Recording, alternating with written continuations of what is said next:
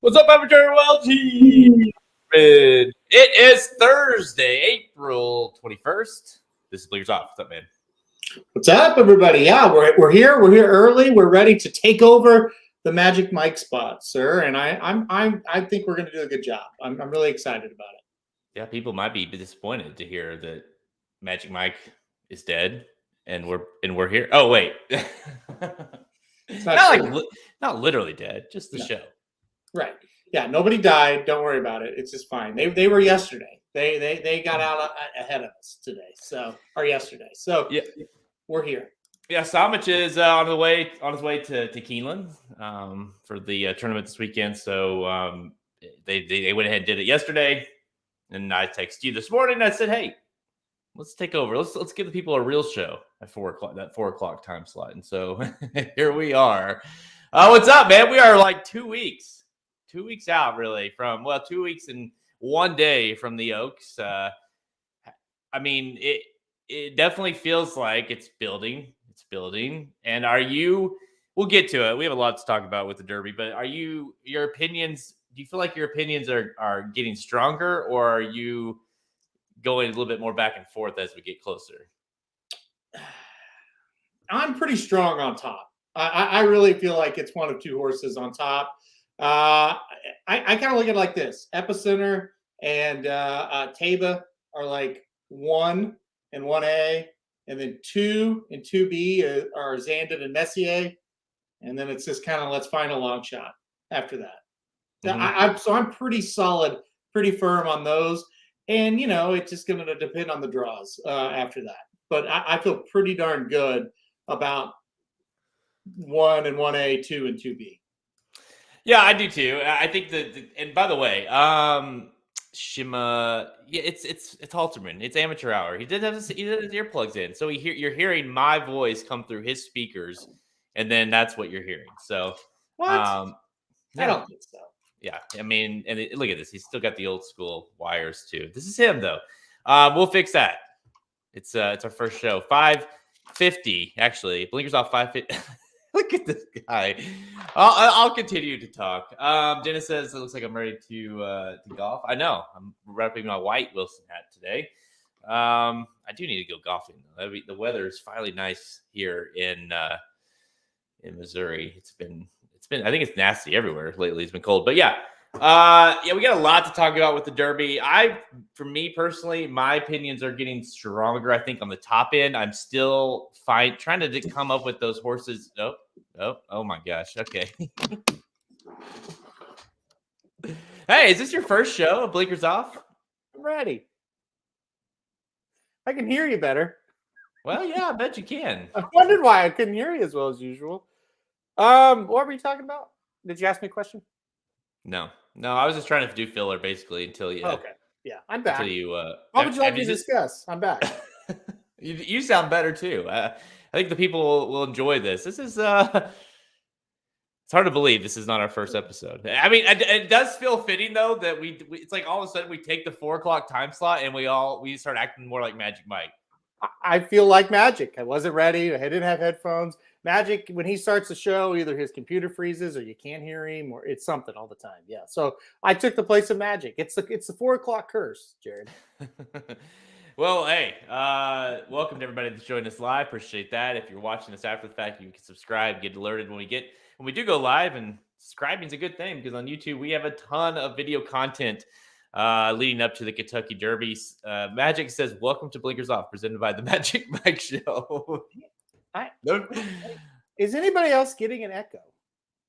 I don't Maybe hear. it's Shimotree 66's problem. I don't know. I don't hear an echo. No, I didn't begin with though. So I did it when it first kicked off. I did, but I don't know how that's necessarily possible now because we both have earplugs in, and Shoddy doesn't hear it. Yeah, no echo here. No echo. I don't hear one. I don't hear an echo. Shimotree has like the on the iPhone and on the computer, and then that's why you get the echo.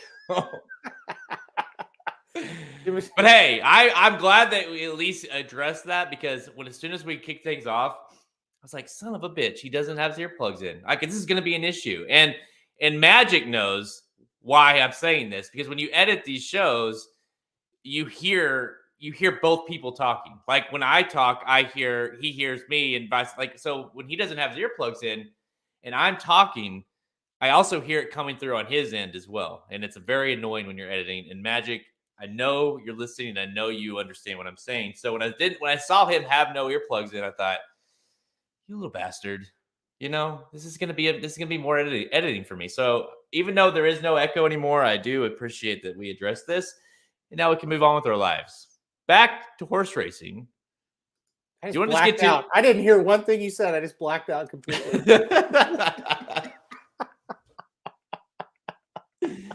Oh shit! It's like it's like I just know. Why have no? Did anybody know what he just said?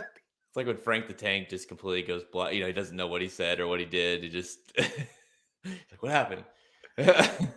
Anyways, right. What do you say we just get in? So okay, so the what we're gonna do here in just a second, we're gonna talk Derby, everything, and we want everyone just to go crazy. Give us your questions, Q&A. We're gonna try to pick a Derby winner, do a little Q&A. Picking it. Let's see. Magic says Jared's 6 videos are going to premiere after Blinker. Okay, look at that. So I did. My big one was Taba. I did Charge It. I did Pioneer Medina and Zandon. Zandon was a good one. So I felt like I had some contenders in mind. Zandon and Taba, of course. So go to YouTube, subscribe to our. If you're watching this on YouTube, just hit that subscribe button, and you'll get alerted when these go live. Hey, Philly. Philly's in the background. She's here. All right. Let's get to it. Today's show, we're going to try to hone in on our picks for the 2022 Kentucky Derby and discuss some of the latest updates for the Derby contenders. Then, if you want some handicapping, we'll do some rapid-fire selections for the greatest stakes action this weekend at Keeneland and Oaklawn Park, including the $1 million Apple Blossom Handicap, which, I know it's a small field, but that shit is loaded. I cannot wait for that race. You guys need to stay tuned for the picks for that one. Let's go. All right.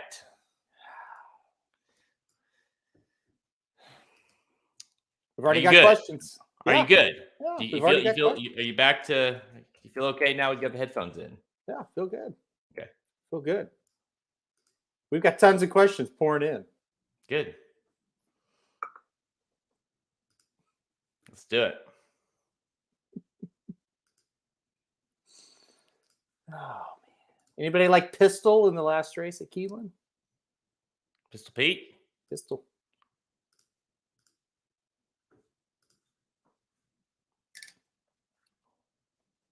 I know that we're really going to make that one fan mad. That was, well, he may not be a fan, but the guy that commented on our YouTube page last week. You guys, they talk too much. You got to get with it. Well, we really pissed him off there after, 5 minutes of Halterman putting his headphones in. Oh, gosh. He's 2 weeks in a row. He's been very upset. Listen, if you're so upset that you call people names because of something like that, you need therapy. I worry about people like that. Well, and my first thoughts were, you do realize that there is a button on YouTube that you can fast forward. So if you're not happy with what is being said, you just have to, if you're using your phone, you just kind of scroll over and that's it. I get if you want to leave a comment and say, why do you stop talking so much and just get to it? That's fine. But if you're going to call me an idiot, a moron, a loser, a dumbass, I mean, yeah, I mean, what's the matter with you? You got issues. All right, let's do it. Okay. We're just a little over 2 weeks left for Kentucky Derby 148. And, as we get closer, I feel like our opinions get stronger, or maybe the long shots that you've been kind of contemplating, you start making cases for them, or you start throwing out different horses. We're here to help. The Q&A, and really the next 2 weeks are nuts because we start to learn more of this at the fields about the fields as we get closer. So this is kind of our last chance to really dive into the Derby before we really know everything, and before you kind of have to hone in on what you're going to do from a betting perspective. So we wanted to open it up to you guys. It's the comments are going crazy, so we're going to try to do our best here. Again, if you're listening or watching this after the fact, what are you doing? Make sure you're live, and you can comment and interact with us, and maybe, just maybe, Halterman will answer your questions. I will here, but I'm here for the people today. But you're nicer than I am. I'm here for every one of the people today. So let's see. Yeah, well, you're here. I'm surprised you're not totally here, but now you're here. I'm here. Let's see. What do you want to do? You want to just open this thing up, or do you want to? Yeah. Is there anything you're going to get off your chest? No, listen. We've got questions. They're piling up. All right. So Shoddy, we'll kick things off with Shoddy. He's got his eye on Barber Road. I'd like a nice little word play on words there. And Ununo for the exotics. You got one eye on those two horses. So Barber Road and Ununo. Thoughts? Are either one of those horses interesting to you? Barber Road, I feel like I've seen more and more on in terms of people wanting to use this horse, whether it be on the win side or the underneath side, because he does continue to kind of come late. So thoughts on those two? Psychotic if you play either one. In anything. On the win spot or in anything. Psychotic. I agree. I don't necessarily think you're psychotic. I definitely don't have any interest in using either one of those horses. If you're playing any of those two horses, you're just hoping that a bunch fall down. Well, Barber Road is the ultimate fool's gold, in my opinion, because he kind of has that late run every time, and you always can come up with excuses. These people that like him, like, oh, well, I saw once, like, if he wouldn't have done this, he would have gotten a Cyberknife. I know it. It's like, what if he did? But I don't think it would necessarily change anything in my opinion, but no. You would have got a lower price on him. You're going to get the price on either one of these horses because, I guess I'll play devil's advocate on the one-eyed wonder. He didn't really get a chance, so to speak, because of his, he got an injury in the Arkansas Derby. I'm playing devil's advocate because I think that's bullshit, but that's what people are going to say. And maybe you're going to get a huge price on him versus, saying you got a huge price on the Rebel winner. It maybe becomes worth playing on the underneath. The Rebel was probably the worst prep race on the entire circuit this year, and he barely won. Okay, I can't say anything. To me, they have a shot to hit the board if you're going to play all in the third spot. That's where you put them on the ticket, right? If you're going to go like single, all in the third spot, that's how they would be on my ticket. They're not any good. He says he's good things. He's psycho. And by the way, we do have an update on the Echo, and it sounds like it wasn't entirely inaccurate of what I said. He was so excited he had two windows open. If that's true, I don't know. Maybe you're being funny, but if that's true, that's amazing. And by the way, we appreciate double the views. Okay. Well, I agree. He's a toss. Both those horses are tosses for me on the underneath. Who's can Pletcher tame a green Charge It in time for the Derby? So let's talk Charge It. I did the video for Charge It twice now. Here's the thing about Charge It where I'm at. I think he's top 5 in terms of talent in the race, maybe even lower than that. Agreed. I think he's got a ton of upside. And I would be pretty surprised if we don't see him winning a grade 1 this year. I think that would be pretty surprising. I don't think the grade 1's going to come in the Kentucky Derby. I just don't see that happen. I think, to me, I have it mapped out. I think you're going to see him run a good race in the Derby, like where it's like, and he's going to get in trouble, right? He's going to have issues because he's still so green. And you're going to say Belmont, and he's going to run it in the Belmont, and then he's going to be a legit contender. I don't know if he can win the Belmont. We'll find out, but I do think he'll turn into that like top 1, 2, 3 choice in the Belmont following a troubled Kentucky Derby. Agree with everything you said. Would not be shocked if he makes an impact in this Derby. A lot of his greenness came down the lane, and I think that's actually good news because he didn't get a perfect trip and he still fired in the Florida Derby. And that's what kind of makes him scary. A lot of times with a green horse, it's like, well, everything has to go their way or they don't fire. Yeah, he didn't get a great trip in the Florida Derby. He didn't get where we thought he would be in the race, where he kind of wants to be where he's been previously. And he's still fired, right? I think some of the things that happened with him in Florida are correctable. And I think Todd will, the specific question, can Todd tame a green Charge It? I think he will kind of get him going, get him a little bit better. I just worry it's just a little too much, a little too quick for him. I think he can make an impact. I'll have him underneath. I'm not going to play him on top, but his talent is a little scary. And if he can kind of just run semi better down the lane, I think he can get up there and hit the board.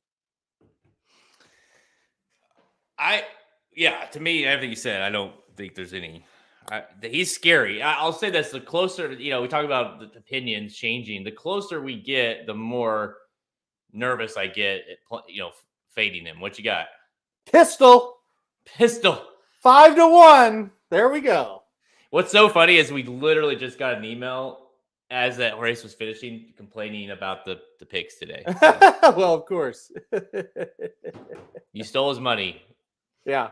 And we had 5 winners on top at Keeneland today. Well, he wanted 6. I guess so.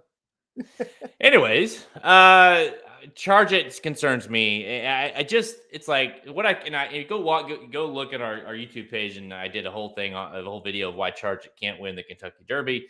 There's a video that Magic mentioned. I'll have more on that after Bleeckers Off is over. But basically, he's the leading trainer of getting horses to the Derby. Todd Pletcher.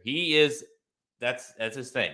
But he only has 2 wins, and that's Super Saver and Always Dreaming. And both those horses had back class. They were coming into that Derby with stakes wins. And Charge It not only didn't run in the stakes until April, he hasn't won any stakes. And I just think it's just too much too soon. And I get it's like, well, Taba, look at him. Too much too soon. Well, true, but you watch those 2 races, and one looks like he was making his first stake start, and one looked like he wasn't. And that was, the difference there. So I just think, and also it's like, you got to remember those Tappets, man, they age really well. And he just seems like a horse that just is kind of wacky. And there's a reason why he took him so long to start, right? And let's not forget he got beat on debut. Mm-hmm.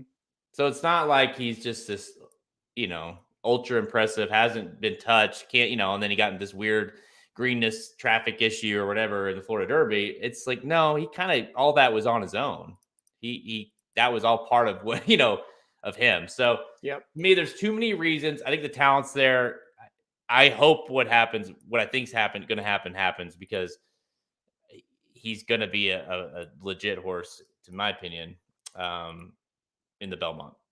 I agree. I hope he exits out of the Derby in good shape and nothing goes wrong, because I think you're right. He's going to be a player in that race for sure. I kind of feel like Mo Donegal is a New York track horse only. So let's talk Mo Donegal. Mo Okay. Donegal won the Wood, ran down early voting on the lead there. Really a fun little stretch drive from Mo Donegal. And his issue is he's got the same things that work in his favor also might hurt him in the Kentucky Derby. Is he lets everyone do the dirty work early in races, so he sits way off, and then he makes this big long run that just continues to come, as the race unfolds. And you watch him, you say, well, the longer the better for him. Just let him get going. But he also feels like a horse that's going to just be in such a load of trouble as they're in that far turn, trying to weave himself and get in position, that he's going to need to be like links the best of this whole field in order to win here. But I do think he's like one of the top contenders of the entire field to hit the board. See, this is the deal, right? Like people are like, yeah, Barber Road, Unoho, those are the guys I think they'll hit the board. To me, this is the one he is proven to be much faster than those horses. And I think that's definitely the candidate that most people, well, not most, but some people that are wanting to play those longer prices. Well, gosh, you're kind of hoping that Mo Donegal gets in a lot of trouble, right? Because he has proven he can really go out and close and win. I think these Pletcher horses are the same to me, but different in the fact that let's get them out of the Derby, make sure they're in good order. Hopefully they run well. I don't think either one of them can win, but I think both of them can hit the board. Let's keep them healthy. They're going to have a big summer. Mo Donegal's better than I thought he was. I do 100% will say that. If everything goes absolutely perfect, he can win it, right? He's going to need a perfect trip. He's going to need a perfect pace setup. He can win it if those factors really go in his favor. He has the talent. I think he's going to have a big year, but I don't think it's going to be in Kentucky as far as a win. I think he'll run well. Another thing, he's consistent. He does the same thing every time. And every time. There's something to be said for that, right? Especially when it's like, who can I hook on and maybe key underneath in an exotic? He's your guy. I agree. And that's kind of what I said going into the Wood. It was like, listen, I mean, in terms of like who should probably win this race, it's Mo Donegal, because he shows up every time. In the Holy Bull, he didn't run great, but he still got beat by White Barrio in simplification. He always has a run. And so it's like the way that pace set up, you would thought, okay, he should probably win, but is he good enough? Well, and I'm with you. I didn't think he necessarily was. Mm-hmm. And he proved us wrong, and he showed he was. So I would be pretty shocked if this were like, who would you say has better like if you had a bet on one of these Pletchers hitting the board, Mo Donegal or Charge It, which one do you feel more confident in? Mo Donegal. I think he's more ready to run in this race specifically. Now, if you ask who has the most upside, it could be Charge It, right? It probably not could be. To me, my answer would be Charge It. But in this race, I think he's better prepared. And that's not a knock on a trainer or anything. It's just he got started much sooner and got to the races much sooner. Yeah. To kind of piggyback off this question, or off the last question with Mo Donegal, let's go to this one from Chris. He asked, if you had to key one or two horses for the third, and that's going to be a very important thing here, because you and I both talked that we have a good feeling of those top horses, but underneath is where it kind of gets a little tricky. So if you had a key just one or two horses in the third and fourth spots, who would they be? He's keying Simplification and Mo Donegal in his third and fourth spots. And this is how you can make money in the Kentucky Derby. You can put a horse on top if it's Taba, if it's Epicenter, if it's Messier, if it's Whitebar, whoever. You can keep, if you feel so good about that, but then going underneath. So who are a couple key horses that you think, we talked about Mo Donegal. Who's a few others maybe that you're interested in as we stand here today? Obviously post position pending for those third and fourth spots. I think it's a great question. I think it's an important question. And again, we're not going to talk about these four horses that I'm considering to win. Okay, so exclude Messier, Zandon, Taba, and Epicenter from this conversation. So those third and fourth horses, we have one in common, Mo Donegal. I agree with that take. I don't hate that thought on simplification. I don't think he's quite good enough, but I also don't think he's a bad horse or anything like that either. So I get it. My other one might surprise people. Zozos is my other horse. I've rewatched him a lot. I think he's better than a lot of people think. I don't think anybody's really going to bet him. You look at his last race, he was second to a horse that's going to be the favorite. He got a 98 buyer. He got passed like he was standing still, but he re-rallied on him. He was closing the gap at the end, and he put Pioneer of Medina away, and it was 2 lengths clear of him. Everybody is like, oh, Messier. He's great. He's going to come back and run well here. Messier earned a 99 in a loss to Taba. Zozos earned a 98. They have the same running style. One's going to be like 8-1 and one's going to be like 25 or 30-1. So I think Zozos makes sense in that 3rd or 4th spot. I don't think he's good enough to win it. I think he's good enough to hang around. And the way he finished in the Louisiana Derby makes me think the distance is not going to be a problem for Zozos. That's an interesting one, because I have been seeing a few people kind of not complain, but it's like everyone's talking about, with Brad Cox anyways, with, last week we saw Tawny Port basically secure his ticket into the race, and, and then Cyberknife, of course. And no one's really talking about Zozos, right? Mm-hmm. And I think that's an interesting one. And that's one for sure where you're like that was kind of there. I just kind of, like you said, just kind of glossed over it. I don't hate that pick at all, especially when you consider the odds. I don't think he can win. But I do think depending on, it's like one of those things, like if he does get to the lead, if it's not Messier and it's Zozos, then great, and if he does sit off of a little bit, well, he's shown in the first 2 starts that he can. I just think he's going to be up against it in terms of, again, it's funny. We talk all about Taba. Well, Zozos is only making his 4th start in the Kentucky Derby. So we're starting to see, and I saw John White did his article this week on ExpressBet. He talked about how the need for these fields, like for all this, like, oh, I need a horse that's got all this experience, and I need this horse that's got all these races under his belt. That's becoming less and less important. And we've been saying this I feel like we've been, beating the drum on this for a while now, but the stats are there. Like the number, like the average number of races, for a Derby winner are becoming fewer and fewer and fewer before the Kentucky Derby. Zozos only has 3. Charge It only has 3. Taba only has 2. It's becoming less and less important. Like, what's it matter? If they've got the talent and with speed, and by the way, those are horses that possess a lot of speed. So when you get a horse that's got speed and gets in good placement in the Derby, they don't give a shit if they've ran twice or if they've ran 10 times.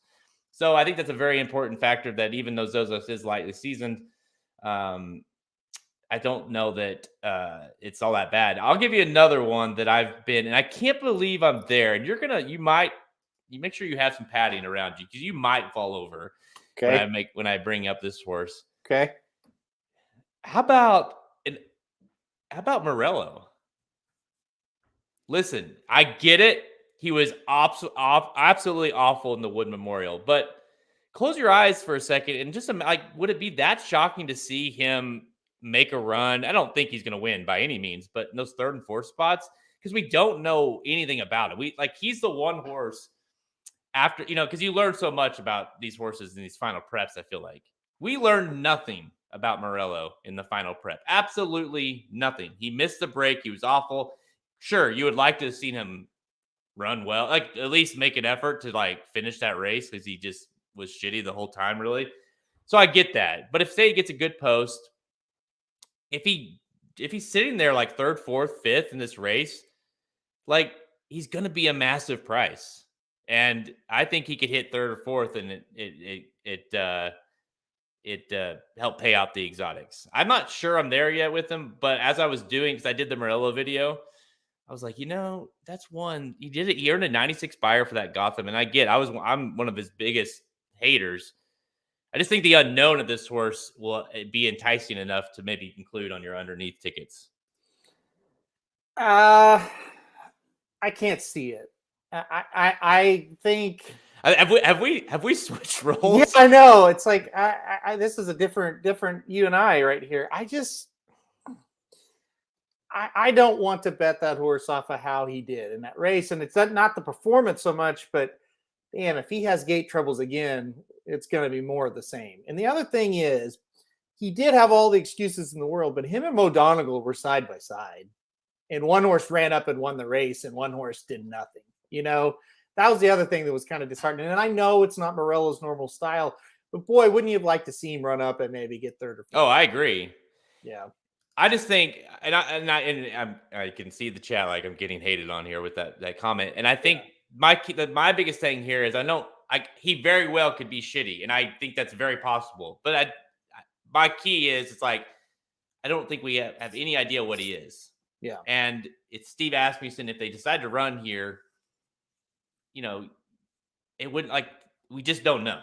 And if there's enough, if the unknown factor, now if he's bet, but if he's sitting there like 30, 40 to 1 and it's Steve Asmussen, we still don't know what he is, I might use him in my third and fourth spots just because of the unknown factor. I'll just put it that way. But he very well could be very shitty.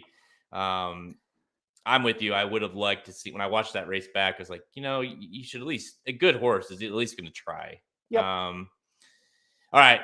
Another one from Dennis, or another comment. This one's from Dennis. Seriously, why Zandon? I really think he is going to be the most overbet horse in this Derby field. So Zandon's a horse that's, the closer we get, you hear more and more about, like, is Zandon going to be like second choice? It just seems like the I don't know, like the word's out, like Zandon. That bluegrass seems like it keeps getting better and better in terms of what people think of it. So right now, it seems like Zandon could be the second choice behind Epicenter. So do you think he's overbet? Or will be overbet? Yes. I think Zandon will definitely be the most overbet horse in the Derby. I agree with that statement. Now, I also think he has a chance. There you go. Yeah. So there's a difference based off value and like, you're not saying he can't win. You're just saying based off of what he's done, his odds will be way too low to deserve, for a win bet. End of the day, when it really comes down to it, and you're looking at all these horses and the odds are out, and you finally got the post positions, and where all the jockeys fell and all this shit, he's probably the most likely candidate to go, I think he can win, but I just can't play him at X, and so you don't put him on top. Maybe you try to put him in the third spot. I loved his athleticism. I love his jockey. I just feel like he's a closer that can get in position and have a shot to run him down. I think he's a player in this thing for sure, but I don't disagree. I think he's going to take a lot of money, and he really probably should be about 12 to 1 in this field. And I'm afraid he's going to be like 6 to 1. And that's the only downside for him. And, his running style isn't perfect for it. That's the other thing. I know he's got a great jockey, but it's still, he's going to be seeing 16, 17 horses ahead of him. And that's always scary in a race like this. Yeah, he's definitely the one that you go back and you watch that Rimson and he was closer, but of course that was a smaller field. But in the Risen Star, he's way out of, and that's another thing. As you watch this horse closely, it's like he breaks really poorly. He's not a good breaking horse. And then he takes a while to get into stride and get into rhythm. As I started to watch him more, because I also did the Zandon video, like I mentioned, so I really focused on him. And yes, he is very, very impressive in that turn. That's where he's super impressive to me, in that far turn where he makes the move. So I think he's a big time player, but I also could see him being a big time candidate to have look how loaded Zandon was, but he had all these issues. Now, Pratt being aboard, let's go back to Country House. Of course, he didn't win it. He did win it, whatever. But I think we all had the same thoughts with Country House. It's like, oh, wow, he's got him closer today. That was interesting. And then he used that same kick that we've been seeing from Country House, that late kick that he was like, well, you're way too far back. Well, he was closer. So he was right there in the turn. And when they were turning for home, he was right there. Well, if he can get Zandon in a good position, like that's the thing about Zandon. I think he's got to be used in your 1 and 2 spots, but he also could finish like 10th. Him and Mo Donegal are the quintessential candidates. Saturday night when we're watching this race for the 30th time and we're live with you guys, everybody's going to be like, I can't believe they didn't get through. Like he had it, he was flying, and it gets stopped or something. So I really hope it doesn't happen to either one of them. I like both of these horses, but yeah, it definitely, he does feel like that type. You're right. Let's see here. How about some Crown Pride talk? This is a Japanese horse. The Japanese seem to win everything here lately, especially on the international side. But can Japan International finally break through and win the Kentucky Derby? He's not for me, but I completely understand why people are going to play this horse. If he wins, I'm going to lose. I might put him underneath. I might put him underneath. I just can't get there. But listen, Japan has done very, very well. But the deal is, you watch that race, the UAE Derby, and it's just like, I'm not impressed with this horse, really, And UAE Derby winner just doesn't run well usually over here. I mean, not usually, always. So I can't get with him, but I get why people are going to play him. He definitely has that style that you would like to see, right? Yeah. In terms of a horse, like he's very interesting, I think. But I just until it's almost like I think we're at the point now where it's like until you see it, I can't do it. Like it's all how we keep seeing. It seems like it's happening a little bit more recently, where it's like, oh, that horse is interesting here. That international horse or whatever, and again, Mendelssohn had a terrible race. But I just you can't. Who was that one? Who was that horse that went on to win like Dubai World Cup like twice? Thunder Snow, the one that bucked. Yeah, the one that just freaked out and hated the track. But then it's like, well, he clearly was a very good horse. I mean, it just that day wasn't his day. Yeah.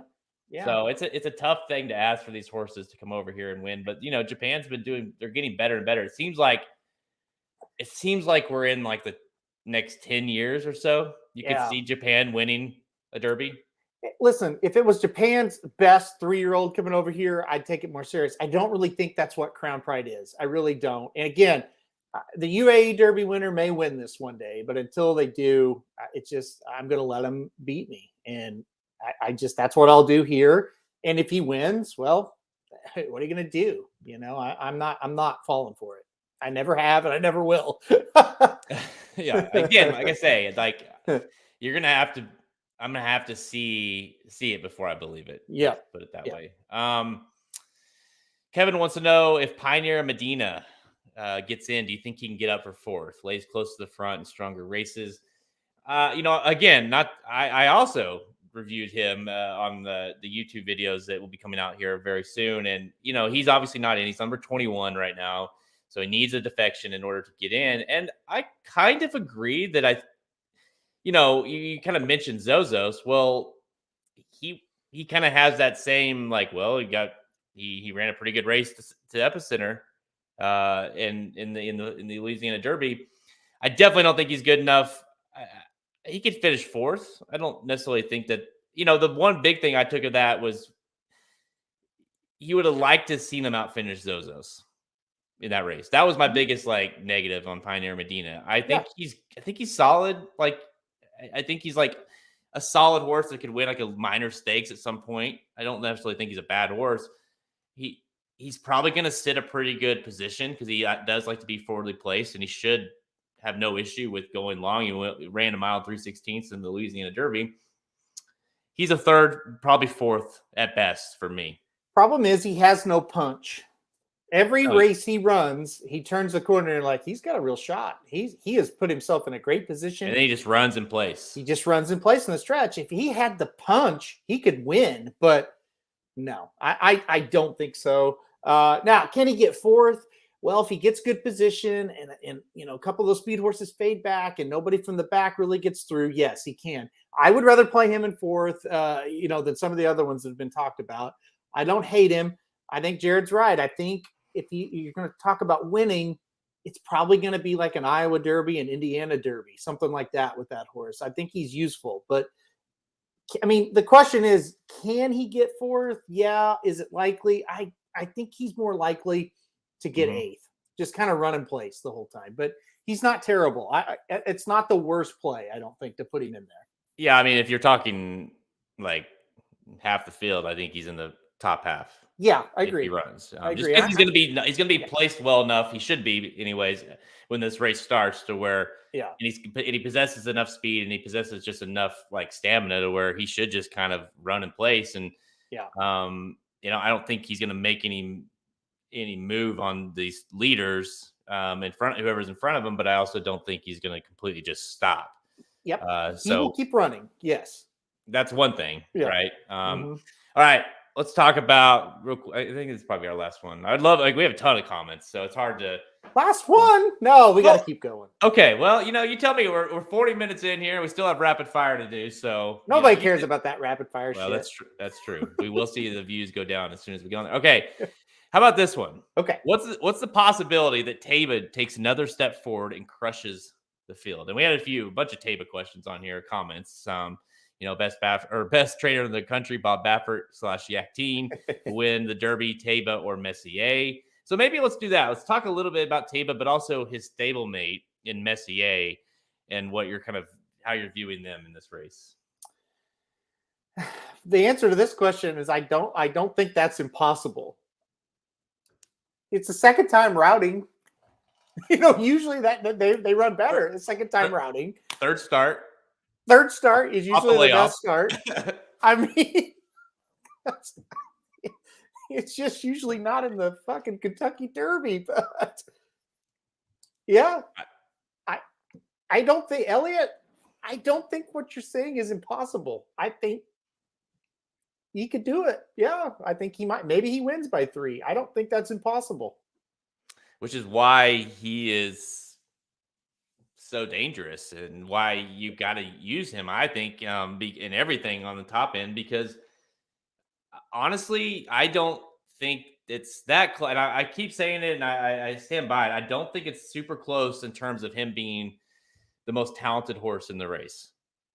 I think Epicenter's probably 2, and I think Taba is like the the super version of Epicenter. But what Epicenter has on him has all the experience, has all the class, has proven to kind of take adversity, all these things that you want to see with the Derby winner. So there's where it kind of starts to, I will say, as we get closer to the race, Taba is my pick, but as we get closer to the race, Epicenter's growing. He's getting closer. That gap is shortening for me, just based off of,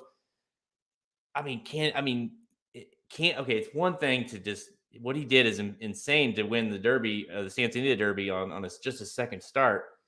Are we really going to see him now make his third start and win the Kentucky Derby? Like, we thought we saw a super horse in Justify, but my goodness, so it's just, there's a lot up against him. But from a talent perspective, I just frankly don't think it's close in terms of what Taba is. I mean, yeah, the potential is there for him to really be a monster, and is it too much too quick? That's the question. You think about it, say he does progress and he wins by 3. I think it's possible. Say he runs awful, say it was too much for him. He couldn't handle it. Could Epicenter win by 3? I think so. I think we could see a blowout in the Derby. I think it's possible. Now, obviously, if they both fire their best shots, it could get close. If Epicenter struggles, it's going to get close. But yeah, I mean, to me, those two are just, quite frankly, they're just better than the rest of the field as far as a talent situation goes. So I agree. And I see what Kevin B says. If Taba isn't the second choice in this race, I'll take my latest paycheck and put it on him. Listen, Kevin, if we get anywhere north of 5-1, I'm right there with you. I will be playing the shit out of this horse. If he's like 6, 7, 8-1, 5-1 even, I'll be pounding them because I'm telling, like, yeah, you're going to get 5-1 on the best horse in the race. I get there's a lot of question marks, but anytime you can get 5-1 or more on the best talent in the race, I don't know how that's a bad thing. I think you both are going to be betting a lot of money because I think he's going to be.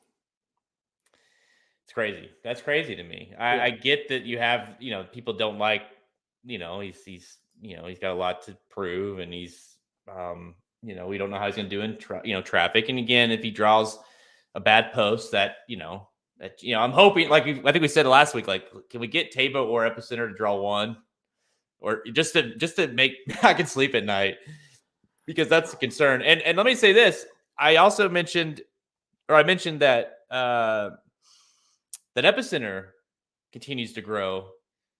Messier, and I know you don't, because I think you're still mad about him losing the Santana Derby, but Messier, I think he's going to have his best race in the Kentucky Derby as well. So I think he's dangerous. He keeps growing on me. If he gets out there to the lead, we could. I don't think it'd be that hard to be like, he just went gate to wire. None of them could do it. Because listen, he was like, we kind of said the same things about him in the Los Alfie Charity, where it's like, like he should have won that race. And, he fell big time in our fantasy league draft, which we had a week later. You ended up picking him up. I think it was the second round. And then he goes to Robert B. Lewis and wins by 15. All of a sudden, he's the number one horse.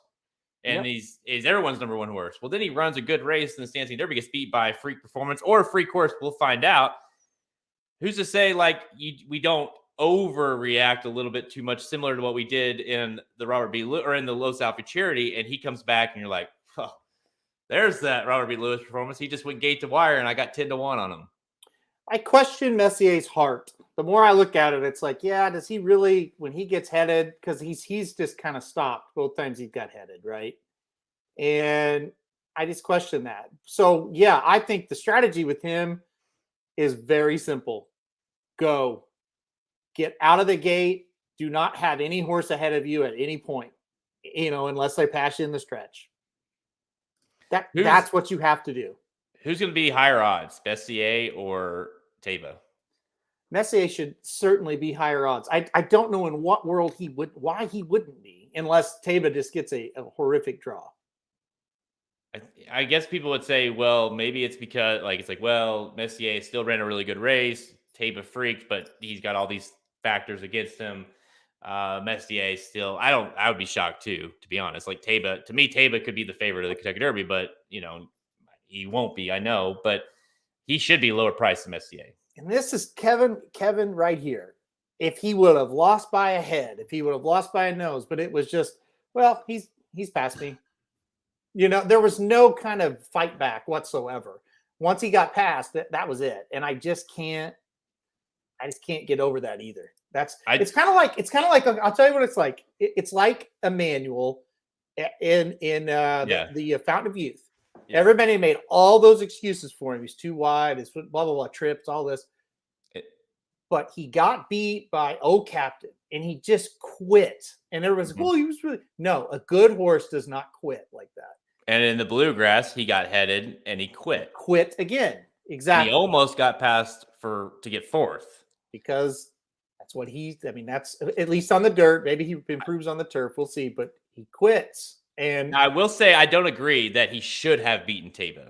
I agree that he should have, it should have been closer to the wire. It should have been battling back and forth. But Taba is a better horse. Okay, that's fair. But still, you turn for home with a multiple length lead on a horse that has one start.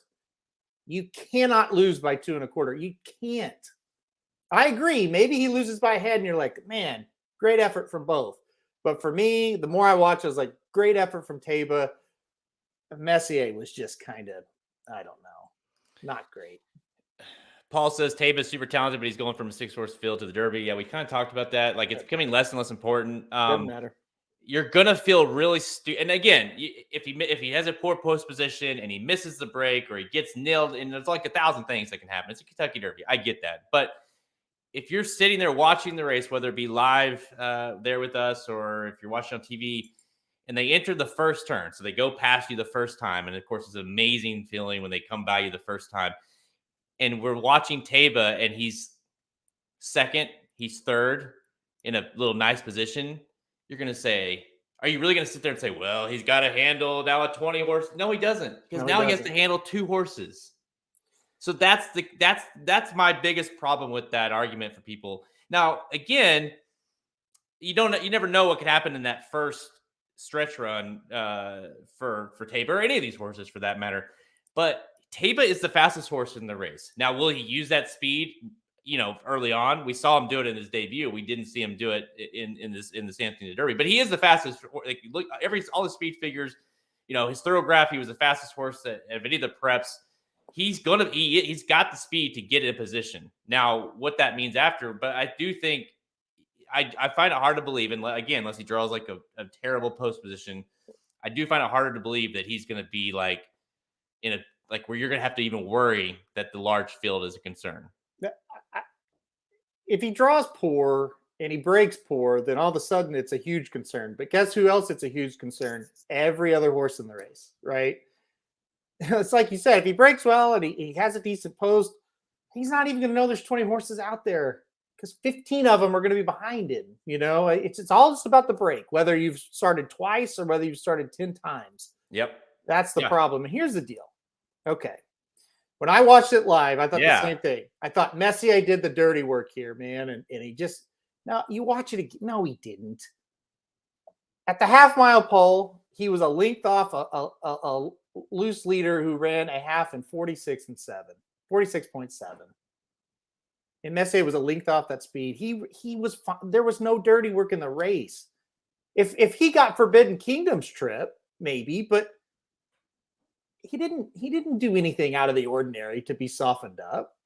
He just kind of got beat. There's really no excuse for Messier in that race. I mean, if you want to say, well, Johnny V didn't try, I guess you could, if you want to make that. I don't subscribe to that, but I'll give you that. But he did no dirty work in that race. None. Honestly, he got the perfect trip. I mean, he was right there. My biggest issue or concern with Taba is, and maybe it's just thinking way too much into it. Of course, it's been such a weird year, right, with Baffert and no, it's not Baffert, it's Yaktine and whatever. But like, why you keep hearing these stories that it was Zidane that wanted to run here, not the connections, or not Baffert / the Yaffert. It wasn't Yaffert. So it's like, why? He just won the Santini Derby. Dominated the Santini Derby, frankly, and you didn't want to run him there. In fact, the word is that he was going to run into Lexington, and which is even weirder. That's weirder than not running. That's weirder than like pointing the Preakness. So like, but that honestly, that's the thing that keeps it's in the back of my head constantly, where it's like, why, if this horse, like, why didn't you want to run him here? And what's that mean? And maybe it doesn't mean anything. Maybe but I think what it makes you think of is that they didn't think he was ready, didn't think he was good enough, and he one, proved them all wrong, or two, and here's the big one. This is the 1A to what I'm saying. Messier, we overstocked him. We put too much value in what Messier was, and so when he beat him, you assume that he's a super free course when really Messier is not as good as we thought, and that makes this look better. So those are my back of my mind concerns. I don't know how true they are, but I think those are the biggest fears of betting Taba. And I think a lot of people, I agree, and I think a lot of people are going to think this: who won the Derby looking like Messier in his last start last year? EQ. Listen, he does remind me a little bit of Medina Spirit as far as we're going to get to the lead and we're just going to go. And I definitely think Messier is going to have every opportunity to win. I think he's going to turn for home, and I think Messier is the one that's got the lead. Let's see if he can hold him off. He couldn't at Santa Anita. Maybe he can this time. And that's why I still have him up there. And it's like, okay, if you draw well, he's one of the ones we're going to use on top because I think he is most likely to set the pace. And not to get into it, but it's like they knew that Medina Spirit probably wasn't a good enough horse to win the race, but the only chance that horse would have would be to get him to the lead and maybe he can wire the field. Well, yep. I think they know that Messier surely is not the best horse. He's certainly not better than his stablemate. What's his best chance of winning? Getting them to the lead. So I agree with you. I think by all accounts, whereas Taiba, you can say, well, I don't know, like maybe he ends up on the lead. I doubt it. Messier feels like they're gonna, like, that's your chance, right? Yep. I just feel like, to me, you ride him hard, and so people have been talking about early voting, if he's in or out. Early voting lost his jockey today. He's out, in my opinion. So there's another speed horse that just got pulled out. Mm-hmm. Guys, it's really looking like it's going to set up for speed horses or stalkers, meaning speed horses, meaning on the lead, or stalkers, meaning, no more than 3 lengths behind.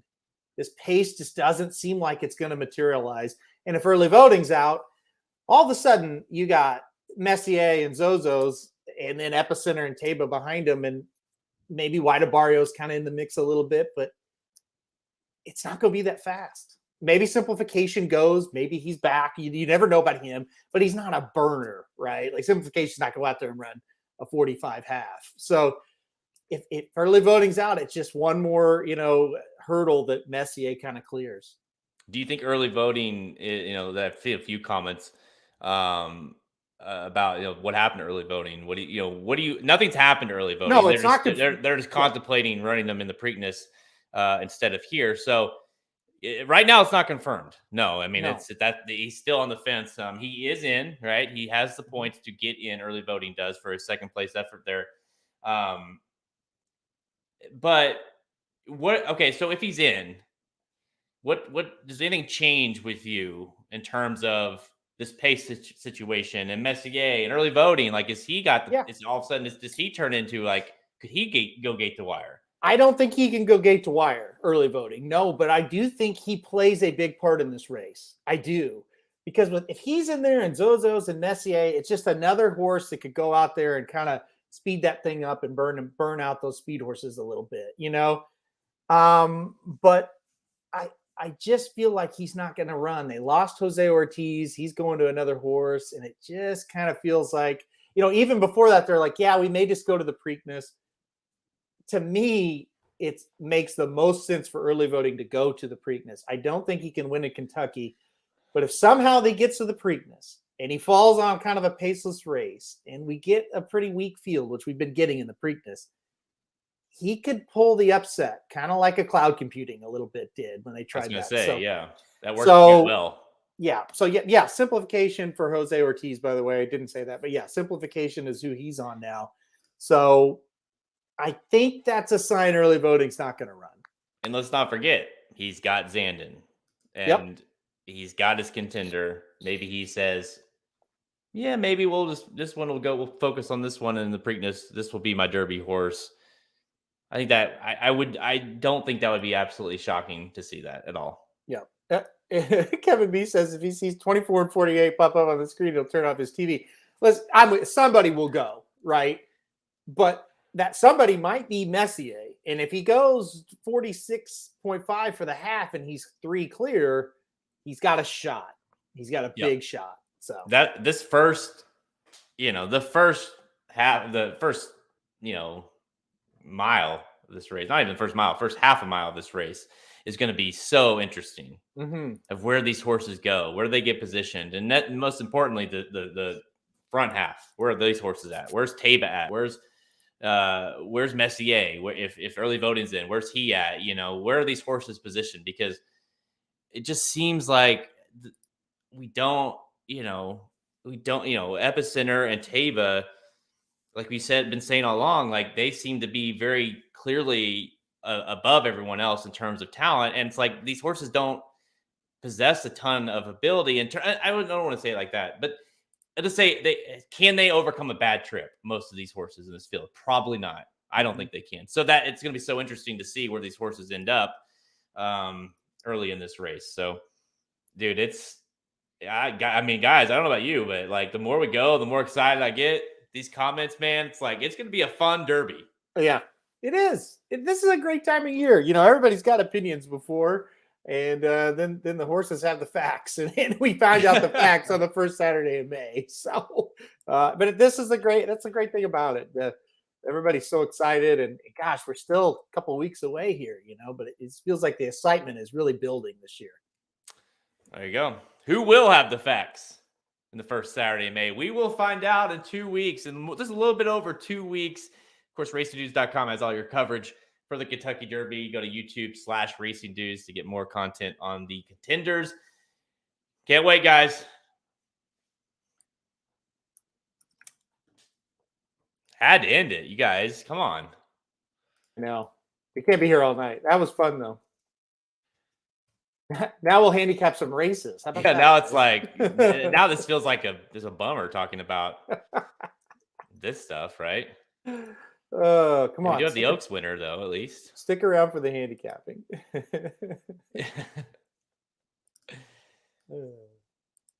Man. It's a good weekend of racing though. That's the thing. Like it is. Yeah. I get that. I get like all the focus is on the Derby, and I can verify that's the way it is, but it's still like the Oaklawn card, those two, the handicap and especially the Apple Blossom, just fantastic races. Yep. Keeneland, of course, is bringing it. And, don't not forget the biggest race of the weekend, the Oaklawn Stakes. So. Yeah, right. Winning, you're in for the Preakness, so you guys should be excited. It's Triple Crown talk. You're gonna love this. I made sure. I'm like, you know what? We're gonna talk about that one because I want to put Halterman on the spot and see who he's picking. So yeah, appreciate that. Yeah, you're welcome. Oh shit, that's funny. All right, I love it. Time for rapid fire, presented by the Inside Track to the 2022 Kentucky Derby. Get the all-inclusive wager guide to the 2022 Kentucky Derby on May 7th. The Churchill Downs features in-depth analysis of all stakes races on the card, including, of course, the 148th running of the Kentucky Derby. That's not all. Get bonus race-by-race analysis and betting suggestions for the entire Kentucky Derby card, plus bonus analysis for Friday's Kentucky Oaks. Want more? This Inside Track to the 2022 Kentucky Derby wagering guide also features exclusive bankroll wagering article from yours truly and Mr. Aaron Halterman. Only available in this guide. Just find out exactly how we're going to play this. We'll be there live. We'll be betting these with you. So find out what tickets we're playing. Only available in this guide. We're also going to feature horse capsules for each of the 20 horses in the Kentucky Derby and top 4 consensus picks for all the stakes races Friday, Oaks Day, and Saturday, Derby Day, for all the expert handicappers at racingdudes.com. Pre-order is now available. Full guide will be available the week of the Kentucky Derby. And speaking of the Kentucky Oaks, how about last year's Oaks winner? Malathot makes her return Friday at Keeneland. This is race 9, the Grade 3 Bear Double Dog Dare Stakes. And she is opening up at 4 to 5 morning line. Let's be honest. She's going to be a very, very heavy favorite here. Making her first start since the Breeders' Cup Distaff third place effort. She was not the favorite that day, but she ran a solid race. She ran third and was only beaten a half a length. Remember, this is the Oaks winner. She went on to win the Alabama. Then she got third in that Distaff. Of course, she lost the CCA Oaks to Maracuja, who we'll talk about later in another race in the Apple Blossom. So Malathot makes her return. Seems like she's going to be awful tough to beat here. Yeah, I think this is a really good spot for her to start. It's first time out, like I said, of the year. Let's get her a little bit easier of a race. You just kind of look at this. Sometimes horses like this is like, yeah, I think we can kind of maybe try to beat this horse. I don't see who you're going to do it with here. Bonnie South is just one I've never loved, and she comes from way out of it, and I think Malathot can hold her off.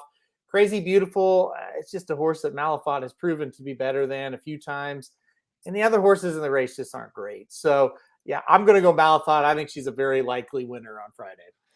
Yeah, the only thing, this is go to mile 16th, which Malathot, is 1 for 1 at, and this is a Fillies and Mares 4-year-olds and up, which she only did once, which was she started that was her first time doing it in the Breeders' Cup, right? And and I can't say that was the reason she got beat, but maybe that was a factor. She got bumped around a little bit down the stretch, and she didn't quite finish like she had, but she's now kind of go to the next step here where she's starting to face these older horses. And that would be maybe a way to try to beat her. But the problem is who you're going to use. And I guess Bonnie South is the only logical horse. But I mean, she's proven where she doesn't beat older horses either. So Yeah. I don't necessarily see Bonnie South beating her. I think Malathi's going to be able to sit a really nice trip because I think there is some speed to her inside or to her outside. So Malathi should be able to sit a nice stalking pace. Do you think is Malathi like a legit? I mean, I feel like we're gonna talk a lot about Curlins, and these Curlin horses continue to get better. And are you gonna think Malathi like, is she like your top choice? I know it's way early, but can she kind of win the distaff this year? You think is she kind of the top distaff horse? I know we're gonna find out in the Apple Blossom too, but is she gonna throw her name in there? All year last year, they kind of campaigned her and they were kind of saying, this is a long-term deal with her. We think she's going to get better with age. Yeah. So yes, because of that, Todd Pletcher knows the horse better than I do as far as, hey, how do they project as a 4-year-old when they're 3? So yes, I do. I thought she was good. Not like spectacular last year, but just really, really good, I guess I should say. I think now we could maybe see that move.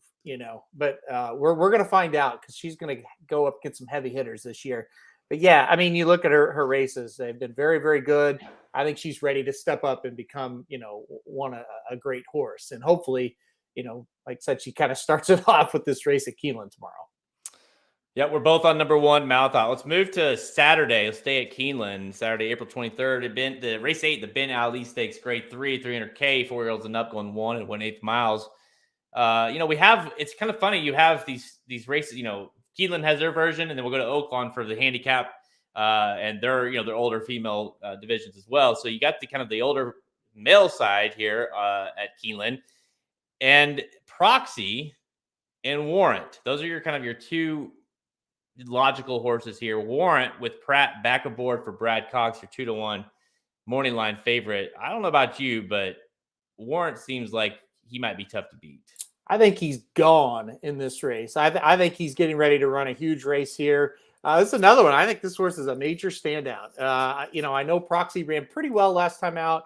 Just couldn't catch kind of that Olympiad horse down at New Orleans. By the way, Olympiad, Speaker's Corner, 2 very good horses for Bill Mott that you want to pay attention to all year long, obviously. I think Warrant, man, he gave Express Train everything he wanted on Express Train's home track there at San Antonio Handicap. Express Train had been running very well and was able to beat him, but man, Warrant gave him a battle. You look at the race 2 back, he got beat by Mandaloon and Midnight Bourbon. Rest in peace, Midnight Bourbon, by the way. But, those 2 horses are darn good. And Warrant, just first out of the year, just up against it. I think this horse is ready to win in this spot. I think he's going to fire a pretty big race. I like Warrant a lot. You got to love that Brad was able to get Pratt back aboard. That's a nice sign there. And yeah, I'm with you. It's like Warrant looked the part, I thought, the San Antonio Handicap, and he seems like a horse that that Brad could maybe get to develop and really become a major player as the year kind of goes on, because he definitely, for that being his first kind of big attempt there, the big cap and to run as well as he did, like you said, against Express Train, who had everything his own way, and that's his track. Yeah, I think that's a big sign. Which, if you're not, is Dynamic One? Is he who's in here that's, because Dynamic One obviously shows some sort of, there was at one point, right? Proxy, are any of these horses legit? You think possibly legit in terms of long-term plays? Yeah, we talked about Proxy, and he certainly has run two pretty good races in a row this year. So he's kind of the next logical one. The horse for Shug McGahee, Scalding, the 7 horse, he's won 3 in a row. He beat Dynamic One last time out at Tampa. I don't think he's great, but I think he's like a serviceable type that you'll see in races similar to this. You want to keep an eye out. But I don't see much else past that. This is not a great field, right? It leaves a little bit to be desired, in my opinion. And I think that's what's making Warrant even more of a standout. I agree. We're both at number 5, Warrant. Let's go to the next race on Saturday at Keeneland, race 9, the Elkhorn Stakes, grade 2, 350K. For 4-year-olds and up, going 1.5 miles on the turf. So we get some turf racing here. Field of 9 shows up here, and you got another 2-1. No, I have a feeling we both are going to try to beat this horse. 2-1 favorite. Number 5, another 5 horse, Channel Maker. We talked about Bilmont, Luis Saez. So I'll just start with this. Who are you going to try to beat Channel Maker with? Yeah, exactly. I'm not going to pick Channel Maker to win this race. I went with the number 1, Bima's Boy. I think this horse makes a ton of sense. Last year, won at 1.5 miles in the Pan American, and then long layoff, returned at Fairgrounds, got second twice in shorter turf allowance races. Now gets back to the 1.5 miles. Feel like they've kind of been prepping this horse for this spot. Rispoli jumps aboard. I think that's a great sign. And if you've been paying attention to Keeneland, Mike Maker is starting to get hot the last couple of days. He's had some winners after a really slow first 2 weeks. He's gotten hot this week. We always talk about Mike Maker horses in these long distance turf races. He does very well. I think he's got the rail horse ready here. Number 1, Bima's Boy for me. I hope this horse kind of just stalks and pounces. Man, there you go. We're on 3 straight same horses. I've got the 1 here as well. Everything you said. I mean, I think we're going to see, really his best effort that we've seen in quite some time. I think those last 2 were, he ran too good to lose, and now you're stretching out longer, like you said, going 1.5 miles, where he's got 3 starts at that distance, 2 wins, and a second. He's 1 for 1 at Keeneland, and you're getting 5-1, and I'm hoping that you maybe get somewhere in that ballpark just due to the fact of the horse not having a win yet this year. But this is an interesting one because it's like you hadn't seen this horse for so long, right? Mm-hmm. He's from March of 2020 all the way to February of 2022. We didn't see this horse, so the horse comes back and nearly wins, comes back again, improves, still loses, but 2 just brutal losses. Kind of maybe feels like it's finally time for him to break through here. So I'm with you. I like number 1, Bima's Boy, and let's hope we get 5-1, dude. That would work. Yeah. I think we might. There's some other horses that are interesting in here too. So I think it's possible we can get 5-1. All right. What do you say? Let's go to Oaklawn Park. This is the racing. I saved this one for last because the racing here is going to be awesome on Saturday. Oaklawn Park, race 5 kicks the stakes action off with the grade 1 Apple Blossom Handicap worth $1 million. Fillies and mares, 4-year-olds and up, going 1 at 1/16 miles. Field of 5 shows up, but I don't care. You're hard pressed to find a better field of 5 in here, especially for the 5. Dude, Maracuja, Latruska, Clariere, Miss Imperial, and Cece. That's the field. I don't think you need any more. That's the field, and that's why this race is such a big race. It continues to bring good horses, and they have good years with after this. So Latruska, 7-5 favorite. Obviously, she faltered big time in the Breeders' Cup, but she came back to kick off her year and looked really, really impressive. Think it's even better this time? I do. I think that she's on a loose on the lead type of situation here. I just don't see a lot of horses that can go early with her, and a short field. It's just like, okay, I think she's going to get out there in front and be hard to pass. Let's just talk about, Latruska and Cece because they're former Apple Blossom winners. Okay, so Latruska won it last year, beat Monomoy Girl, it re-rallied to beat her. I mean, it's unbelievable. And then how about Cece? The horse in 2020, the COVID year, came over here and won the Apple Blossom. Last year, she won the Breeders' Cup Filly and Mare Sprint. She comes back over here and wins the Azeri. She's awesome. I don't have her picked here, but she's an awesome horse. Anyway, Latruska on top for me. I actually like Clariere, the 3 horse, in second. I think she is another horse. You mentioned by Curlin, could be developing. I think they've all kind of thought, well, let's kind of see if this horse can be better at age 4. So she's very interesting to me, but I don't think she can catch number 2, Latruska. Just to go through a list of who's who, and since say 2010, well, we'll go 2008, just for Zenyatta's sake. Zenyatta, 7th Street, Zenyatta again, Havre de Grace, Plum Pretty, On Fire Baby, Closed Hatches, Untappable, Forever Unbridled, Stellar Wind, Unbridled Mo, Midnight Bizu, Cece, Latruska. I mean, that's like the who's list. Yep. Of when you go back, like I say, you go and look at the rest of their years. they continue to run really well and be serious horses. Yep. So this race continues to attract the best of the best. And so it's definitely not crazy to think the winner of this race, this is just the start of a big year, right? And Latruska, of course, did that last year where she really had an unbelievable year and just kind of couldn't quite end it there in the distaff, but she, of course, did enough. Maracuja, who I talked about earlier, of course, that beat Malthot in that CCA Oaks, crazy enough. Never really did much after that, but did win at Oaklawn Park here earlier in April to kind of put her into this race. So she should improve off of that. I agree that Latruska should be the one to beat 7-5. She deserves every bit of that, and she'll probably be very tough. But I think if you're going to try to beat her, it's Clairiere. And, Clairiere has done very, very little wrong. And including even that Breeders' Cup distaff, she fired. She was coming late. She just couldn't quite get there. She ran a big race that day and then came back and ran a really nice race at Fairgrounds in her return. I think this pace, I agree that Latruska is going to be out there. But, there's going to be a lot of, CC is going to be pressing. She wants to be close enough. You're going to have some sort of a pace to run into, I think, with Clairiere. And that's the other thing. She's going to bring it. It's just a matter of if she gets there. She's very classy in terms of she brings it every time. And at this distance, 7 starts, 4 wins. So I think at 5-2, if you're going to try to beat a horse, and there's ever a time to try to beat Latruska, it's with this one, number 3, Clairiere. So I'm going to try to take a little mild upset here. But that's the thing. It is an upset.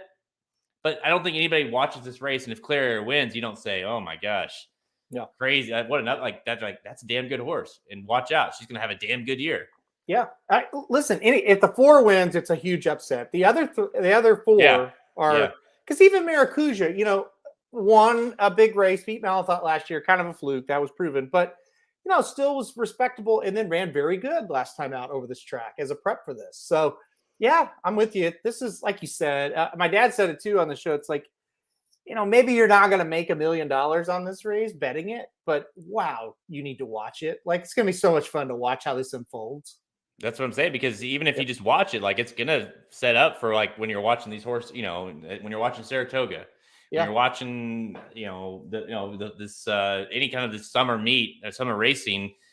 These are going to be serious horses for the rest of the year. At least a couple of them are, no doubt. So make sure you watch that race. Let's go to the biggest race of the day. Let's go to race 8.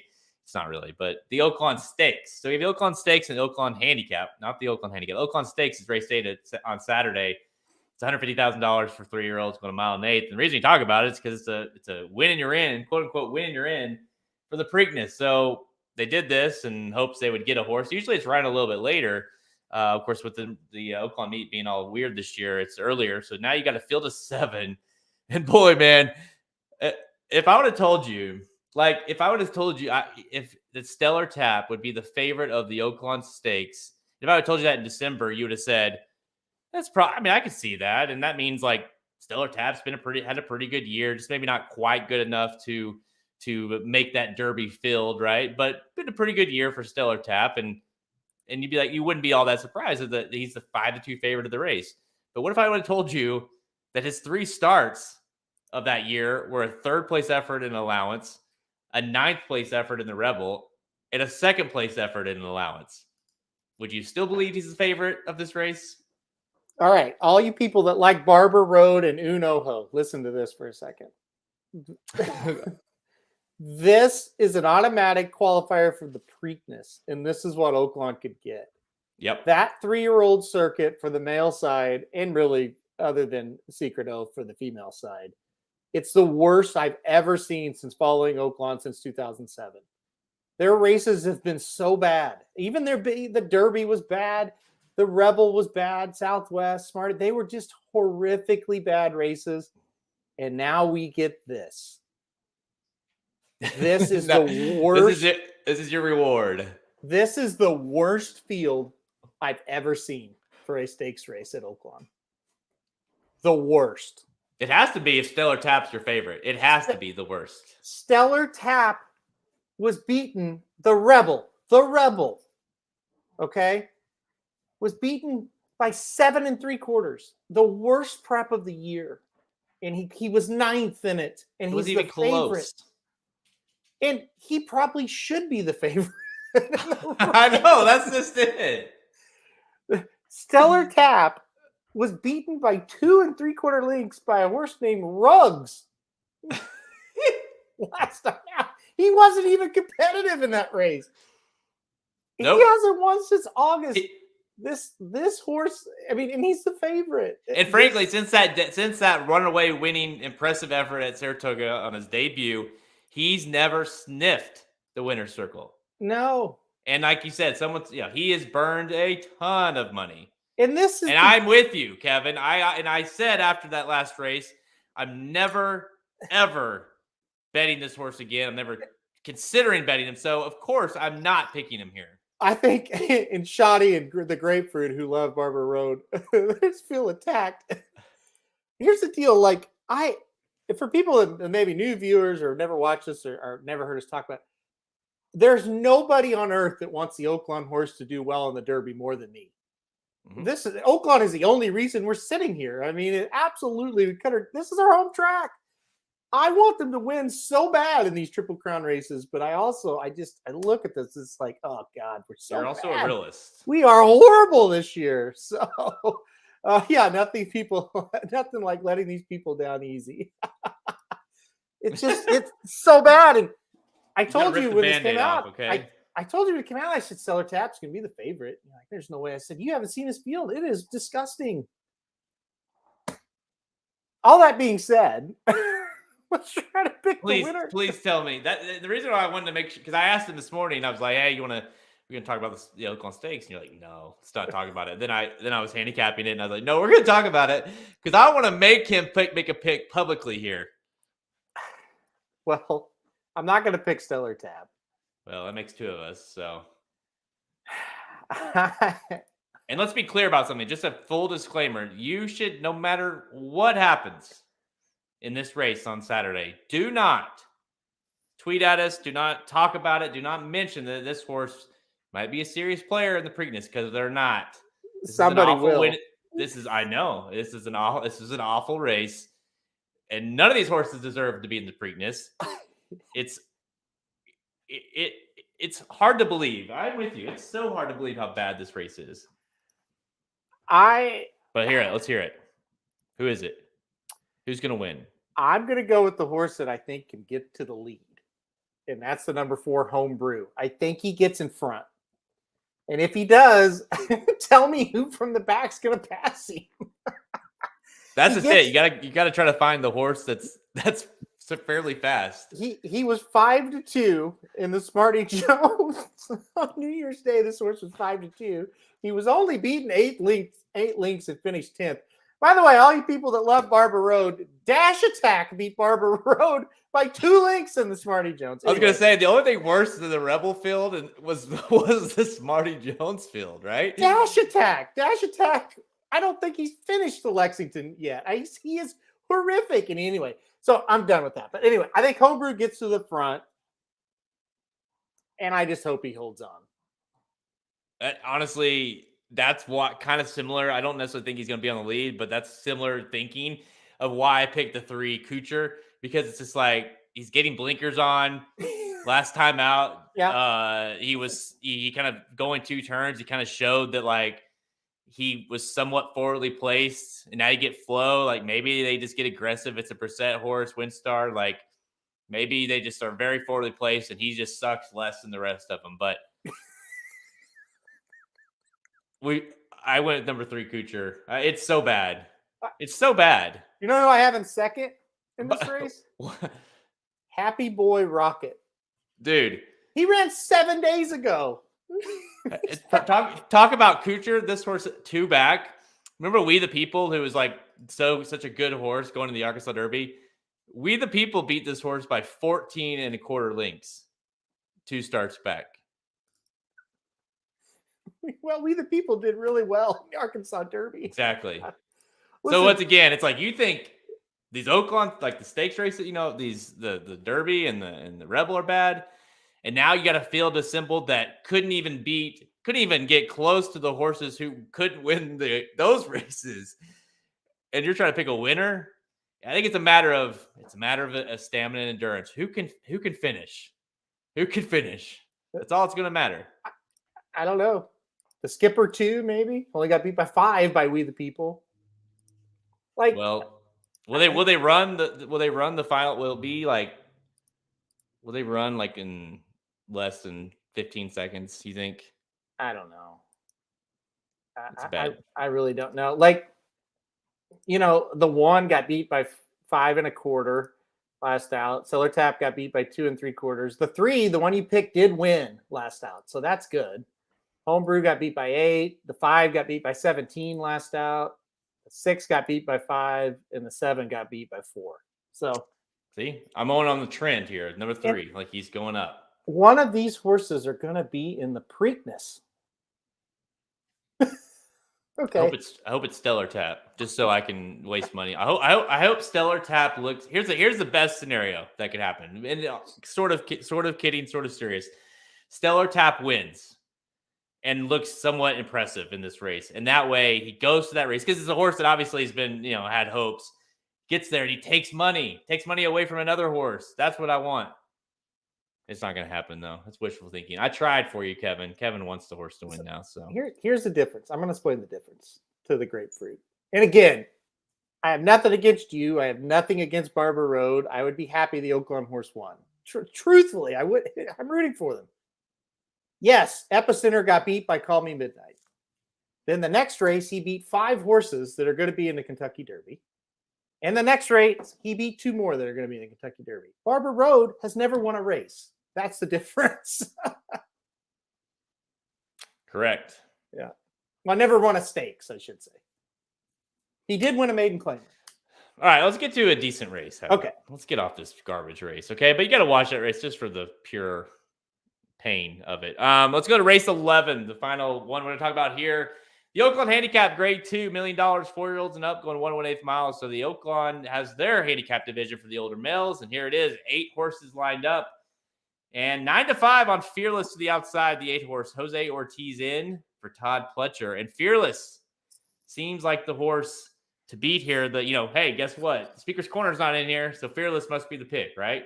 Barber Road is going to be incredible. When he wins this Derby, the after show is going to be unbelievable. I cannot wait. I will show up. I promise you guys. I will be gone. Watch the Breeders' Cup thing, it'll be worse. Anyway.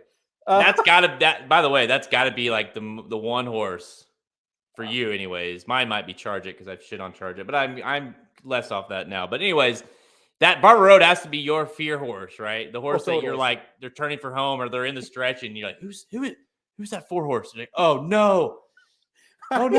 Stop. That's your horse. Anyways, all right. Oaklawn Handicap. What do you like? I tell you what, yeah, you're right, man. If Barber Road wins this thing, honestly, it would be great content. I'm actually rooting for it. Our YouTube page might explode. All right, let's go to the race 11, the Oaklawn Handicap. Listen, I've talked about this 3 times now. Fearless, when he's not racing Speaker's Corner, I'm going to go with Fearless. He has been so good all year. He only has 1 win to show for it, and it came last time out. But listen, he ran competitively 3 back with Speaker's Corner. He got blown out the next time by Speaker's Corner. Speaker's Corner went up and just blew him out in the Carter. And then once Fearless got away from him, and he also stretched out in distance, he won, and he won by 6. And it was super impressive. So I like him here. I like that he's coming over for this race. Much tougher field for him this time, but I still think it's a field he can handle. Yeah, I mean, to me, this is a horse that he finally got to go long again here in that last race and just looked super, super impressive. And in fact, you get Jose Ortiz and Todd Pletcher at Oaklawn Park. It's an interesting race though, because you got, Fearless was here last year for that race, like you said, and Silver State beat him. I don't think there's a Silver State in here, right? Right. I agree. That's the other thing. He only lost a half length in that race, and he wasn't running near as good then. Yeah, he didn't have, and like, how good is Speaker's Corner too, by the way, right? Yeah. I mean, that horse is a freak. Plainsman, any concerns with Plainsman? Like, do you think the distance might be the ultimate kind of negative here? I think he's the safest pick in the race, is how I describe him. He always fires. I think he'll fire here. Usually he gets beat if there's a really good horse or even a mildly good horse. No, I shouldn't say mildly. Really good horse in the race, he can't beat him. But if there's not, he could beat him. And so I think he's safe. He's going to stalk the pace. He'll turn for home with a shot. I just don't know that he can beat if a horse like Fearless turns out to be good. I don't think he can beat him. I just love the fact that Fearless drew outside, and I just think that with Plainsman and with Thomas Shelby and some of these horses in here that that have shown some sort of speed, he's going to be able to just sit perfectly off of these horses, and I think those two are going to make the race go, and then Fearless can just kind of wait and bide his time. How about a horse? I know we're way out of time, but that ship has sailed long ago. Yeah, I tried, but we had to keep talking about Derby, so it's fine. It was my fault. Yeah. Thomas Shelby or Beau Luminaire? Who is the horse that you're most interested in as a long shot? Thomas Shelby. I like both of them. I like Thomas Shelby because of the speed and because, man, he's just ran in these big races Oaklawn all year, and he's just a board hitter. He can't quite get the job done, but he'll get out in front and they got to catch him. So I do like Thomas Shelby a little bit underneath. And we have to talk about Rated R Superstar for a minute too, right? Shoddy said he's laughed so hard at this stream, so thank you. Hey, if we're not going to give you good picks, well, hopefully we can at least make you laugh, right? So I'm giving the best pick. Stop. Yeah. No. Stop betting Barber Road. No, Barber Road. They hate you. Rated R Superstar. Yes. See, seems like he's due for a shitty race, right? Because that's what he does. Yeah. He wins the 5th season. He's not good in the Razorback. He wins the Essex, so by all accounts, he should lose here, right? I mean, that's kind of that's kind of what I'm thinking too. That's what Magic said on our previous show. He goes, "Well, win one, run bad. Win one, run bad." So we'll see. We'll see here. I'm rooting for this horse. I mean, he's an awfully gutty horse at age 9. It would be amazing. I don't know. I think he'll go for some kind of run here. I just don't know if he's going to be good enough. That's the big thing. Idol. That's another question we get a lot of here. Idol. Obviously showing up here. You talked about Express Train being a good horse. Well, Idol beat this horse. And then we didn't see this horse again until October, and he was awful in the Awesome again. And then we hadn't seen that horse since October, and now he's here. So what do you make of Baltus bringing Idol here?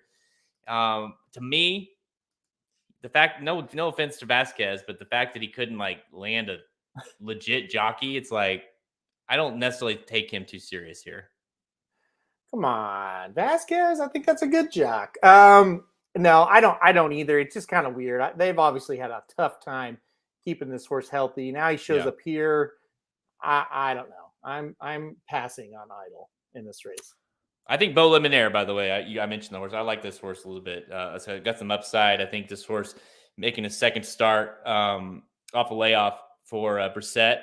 I think this horse is dangerous if the pace kind of melts down a little bit. I see him coming late. So I like Beau Luminaire underneath quite a bit here. But I like number 8, Fearless with you, to win the Oaklawn Handicap. Man, thank you everybody for all the comments and just the banter back and forth. Make sure, if you haven't already, make sure you hit that like button below. If you're watching this on YouTube, smash it. We'll be cursed. Smash that like button. Smash the subscribe button so you get all our content. I think you get alerted as well whenever we go live and stuff. I think this has been the most fun I've had on a show all year. Well, it means a lot because you do 14 shows a day, so it really means a lot that I was a part of your favorite show of the year. Yep. It definitely is to me. We kind of walked into this one with okay, this one, the Derby's still far enough away, but it's close enough to where you can really talk serious about it. But at the same time, we're not locked in with our picks and really, so it is a lot more of an open forum, which is kind of why we did it that way. Yep. On today's show. But yeah, it's the next 2 weeks though. Let's just say shit gets real. Yeah, that's it. Next week, you're kind of getting locked in, and then the next week, it's I won't even remember what we did. Not because I'm drunk, just because it's just crazy. The Derby's just crazy. Yeah, the Derby is. Enjoy your sleep now. This could happen any day I'm at Saratoga. We've just never done it. If you want it, one day maybe I get really mad and I just go live and just go crazy on there. It'll happen. Yeah. I would say it'll happen this year. I would venture to guess. So, Yeah. oh man! All right, that's all the time. Check us out. Check us out at racingdudes.com for all premium and free picks. The premium picks on the products page. Click the Get Racing Dudes premium button at the menu at racingdudes.com. Remember that the inside track to the 2022 Kentucky Derby wagering guide is now available for pre-sale. So make sure you go to the website right now and go get your hands on that. You'll be the first to get it as soon as it's released. Speaking of being a subscriber, though, if you are a Racing Dudes premium subscriber, you can now compete us against the dudes in a members-only pick and pray tournament at horseattorneys.com. We've done a couple of these now, and they've been really, really fun. We have a lot of our members that are playing us, playing against us. We had a hell of a the dudes have had a hell of a week. Last week, I believe we had 5 members of the Racing Dudes team playing, and 4 of us were in the top 5. I'm not going to name names, Samich, but Samich did win the week one, so I can't give him too much shit. But if you think you can beat us, come challenge us. You get invited to these $150 horse attorneys credit on the line, including cash prizes as well. It's a cash game, so you get a part of that as well. So usually it just depends on how many are in the field, but 250, 300 depends on what's in it. Up for grabs there. So make sure you're a subscriber. Just go to the dashboard if you are and sign up. The next tournament is April 29th. So week from Friday, the next tournament, you can play against us. Available right now. So go sign up. RacingDudes.com, your destination site for all free horse racing picks to all the major horse racing tracks. We're on Twitter at @racing_dudes, Instagram and Facebook. Find all episodes of Blinkers Off by visiting our podcast page at RacingDudes.com, Apple Podcasts, Spotify, all the places you listen to podcasts, or go to YouTube. You're watching this probably right now. Go to YouTube and watch us live. All our episodes are right there. The Magic Mike Show, they did their show already yesterday. They did the Saturday Keeneland late pick 4. So you want their analysis, go find the same on all the same platforms. Go find what they're talking about. Any last questions that maybe have popped up here on the stream? Because that's the thing. We've been doing rapid fire, and it's just I still think Mo Donegal can win. And it's just the questions never end. The comments never end for the Kentucky Derby. So is there any comments that have kind of stuck out to you that you want to mention? I saw a couple. One guy, he likes to comment on our stuff. Oh, this truth expression. If Chargett checks himself or breaks stride, he's not winning the Derby. So yeah, that one he kind of reiterated what we were saying, right? It's just he needs things to go his way in the stretch, or he's in big trouble. Yeah, that's about it. Shoddy, man. Sorry, I'm beating you to it. That's fine. First time watching live, loved it. Cool. Appreciate that. The Ravaged Grapefruit just found you all a few weeks ago. Thanks, guys. So, man, it's great. Hopefully, you're enjoying the content. Again, we really are ramping up the YouTube content now, and it's only going to get better or / worse, however you want to look at that from here on out. Yeah, exactly. We'll see. And it can at least stay till the Derby's over and see if Barbara Road wins, just to see what Halterman does. You need to stay all the time. You need to. Well, yeah, but don't tell them to leave after the Derby. No, well, I'm saying at least. This comment's great. Halterman, better chance Tisdabomb winning the Derby or Danhausen beating Hook. Definitely Tisdabomb. Danhausen's going to get squashed. But I'm here for it, and I love it. But he's going to get squashed by Hook. Okay. Don't know who Hook is, but I do know Tisdabomb is not winning the Derby. So if you think he's got a better chance of that, then I don't think it's great. He's going to Danhausen. Poor Danhausen's going to get. He's going to get rocked. When is this taking place? I really hope when I'm going to the events, because I really want to see it bad. But yeah, it's going to be ugly. All right, guys. Appreciate everyone tuning in. All the questions, all the live comments. It's been great. Of course, it's racingdudes.com. Has all the content you need for the Kentucky Derby. Go to YouTube. Go to YouTube/RacingDudes. Got tons of videos. You got literally videos of every single contender we've talked about, 3 to 5 minute segments of every single horse that we've talked about and give analysis on. And of course, more of that's coming your way as we get closer to the Kentucky Derby. I'm Jared Welch. He's Aaron Halterman. Good luck this weekend, guys. Like, subscribe, or we get you cursed. What is it? You got to like, subscribe, smash that like button. Or you're cursed. We need a blimp. We need a blimp. 2 blimps. Peace. 3. This has been a presentation of RacingDudes.com. your destination for all things horse racing and sports betting. Whether you want free winners, expert insider picks, up-to-the-minute trackside weather reports, or podcasts and videos for bettors of all skill levels. Never make another wager without visiting the Racing Dudes. First,